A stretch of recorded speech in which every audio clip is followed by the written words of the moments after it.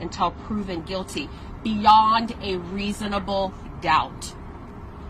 The timing of these events raised disturbing questions to me, and I think they all should to you as well. After over 2 years in prison without incident, Tory was stabbed 14 times just days after a major national news outlet reached out to Megan Pete's team, Kelsey Harris, and former DA George Gascon about a story on new evidence in this case. How convenient. You don't have to believe in conspiracies to see the pattern. When evidence was about to come to light, Tory was nearly killed. So let's stop pretending this is complicated. Let's stop treating this like some cultural war flashpoint. This is about a man, a father, a son, Daystar Peterson, who has sat in a prison cell for over a year based on a case that wouldn't pass the smell test in any honest courtroom. The prison system can no longer guarantee his safety, and that alone should be grounds for immediate action.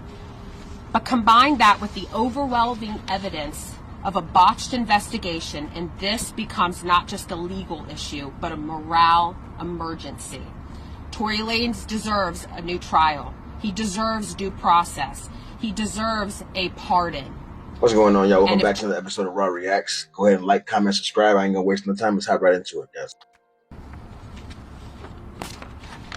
Not long ago, Unite the People was approached by a gentleman named Bradley James. Mr. James informed us he was working as the bodyguard and driver for Miss Kelsey Harris during Mr. Peterson's trial. As such, he was in close proximity and he had privy to conversations she was having with her husband and others. Mr. James informed us he was not under a non-disclosure agreement or a confidentiality agreement and was free to speak with Unite the People, and that he was doing it because his conscience would not let him not speak and leave a man in prison for something he did not do.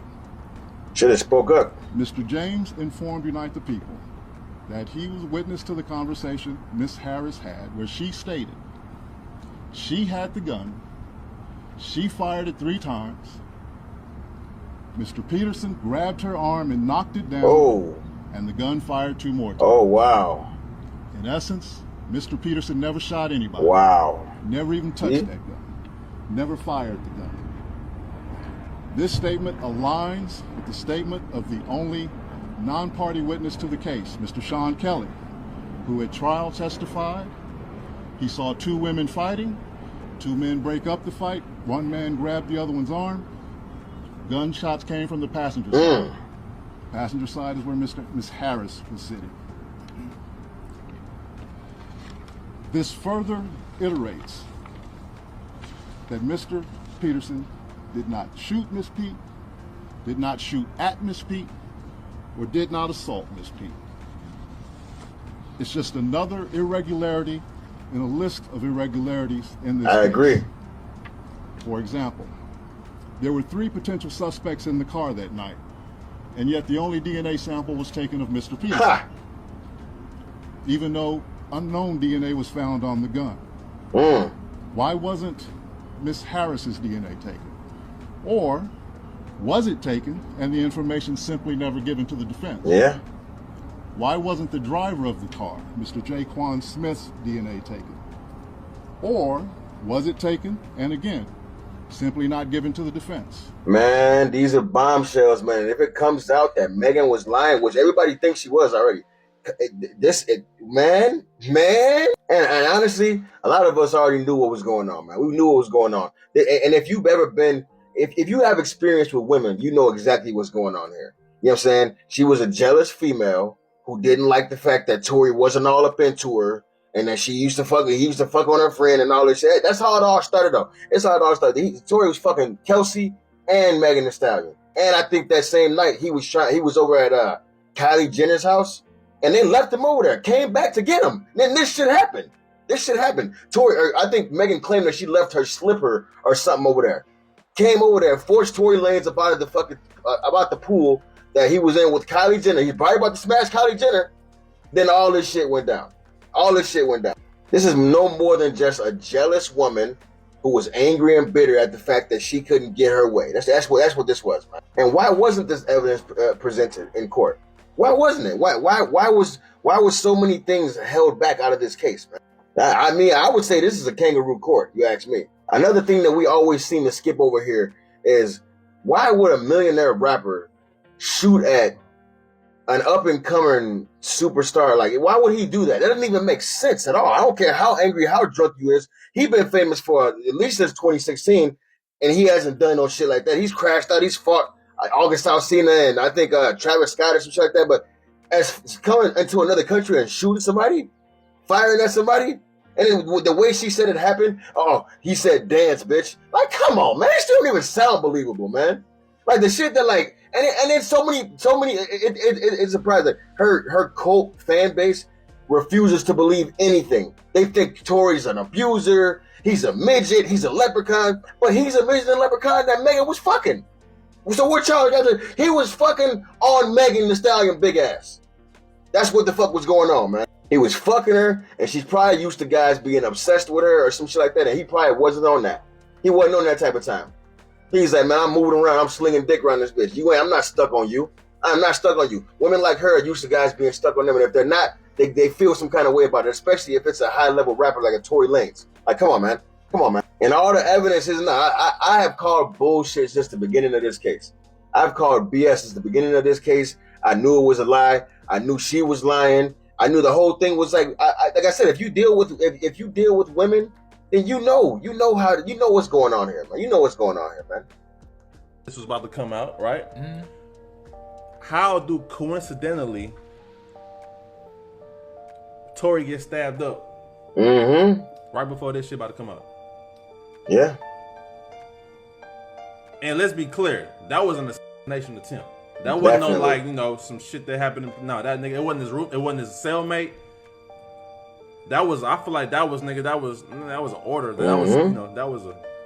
You think it got deep? Nigga. Now, I ain't gonna lie, bro. He got hit, bro. I ain't gonna lie, bro. Tory cool. 14 times, bro, to the head. Like, they was trying to, he was trying to kill him. But I'm saying, why else would he be trying to kill him?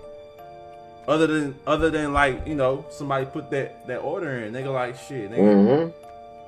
Take care of this. And that's exactly what happened, man. They were trying to get him about the way. They're trying to silence him by any means necessary. I'm telling you right now. Because if you stab somebody in the head, you can stab 14 times, period. I don't care if it's to the body. I don't care if it's to your hand.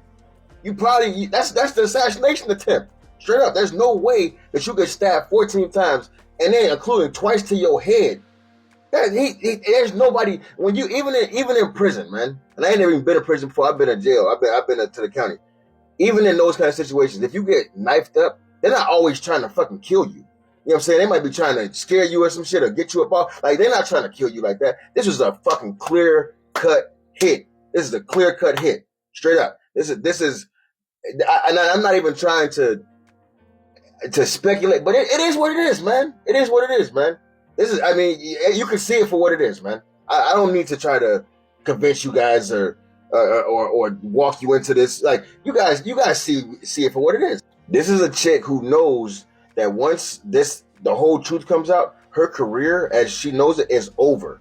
That shit's over. I'm telling you that right now. Somebody might come try to get at her, like straight up behind this shit. This man spent 2 years behind bars for some shit that he did not do, for some shit that your friend that you know your friend did.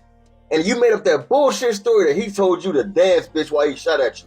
Man, that's not, I don't even say who says that. What is this? I'm gonna get you, sucker? Like, dance, bitch. Like, that's some shit they say in like the 1980s, 1970s movies and shit. It don't even sound believable, man. Like, straight up, man. And they better put her in jail. They better give her the same amount of jail time they was gonna give him. I don't care, because you sat up there and you painted a picture of this man as being a person that shot you, while you was able to go on with your life, go twerking, be at inauguration, be at the presidential, whatever it was with Kamala Harris. Like, come on, man. This is bullshit, yo. Yes, bitch, I lied to Gayle King, bitch. First of all, I didn't know that bitch was even gonna ask me about that shit. Bitch, I always want to talk about this shooting. Why'd you ask me about fucking Tory? That's not what this is about. Even if I was, I fucked this nigga like once, maybe twice, on a drunk night. Bitch, you kept catching me out of my fucking mind. Kept catching you out of your mind. Yeah, fucking right.